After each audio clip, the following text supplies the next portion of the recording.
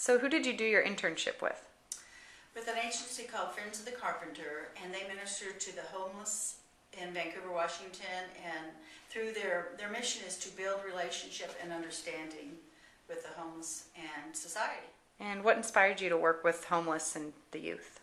Well, I actually approached the Friends of the Carpenter, telling them I needed to do an internship, and the fellow I know that works with them said he had a great opportunity for me, and what they wanted me to do was work with the youth and let them experience what it is like to be homeless.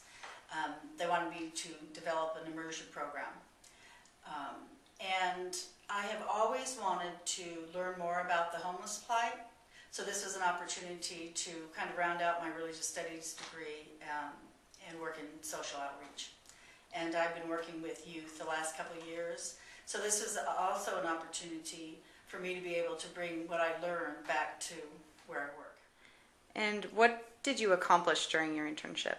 Well, one of the things they wanted me to do as part of my internship was to create a manual for them, a how-to do manual, how to lead and develop a youth immersion program. So I did develop that for them. But more importantly, what I think I really accomplished for myself and for the youth I work with was give them new eyes to see what homelessness is all about, because it's just not, you know, a drug-crazed person or someone with mental disease. We met families and children and, you know, people that you would see walking down the street. You would never know that they were homeless. So I guess just new eyes and a new heart, and a new way of looking at the homeless plight and who is homeless. Especially now when it's just a lot of people are one paycheck away from And that's what we've heard over and over again at the agencies that we worked with, because we work with several agencies, that most people are one paycheck away from being homeless. And if you think about it, you and I probably both know a lot of people who are in that situation. And they don't have family to fall back on, or, you know, there's all kinds of reasons that and this is what we learned. Those financial things that we sometimes take for granted. Mm-hmm. A lot of and people relationships that we can depend on, that we take for granted, Right. And what did you learn and how did you grow through this experience? Well, one of the things I learned was that there are so many agencies that minister to the homeless, and there's lots of help available, but even with all this help, there are many that go without, and there are literally hundreds of volunteers that work within these agencies, and still the needs go on unmet.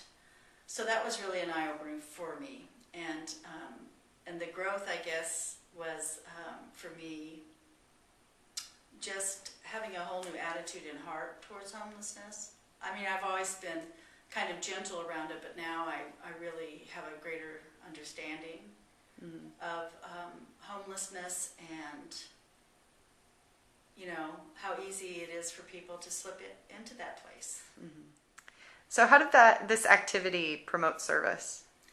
Well, I definitely saw a big change in the youth I worked with, that how touched they were and how freely they encountered the people that were homeless.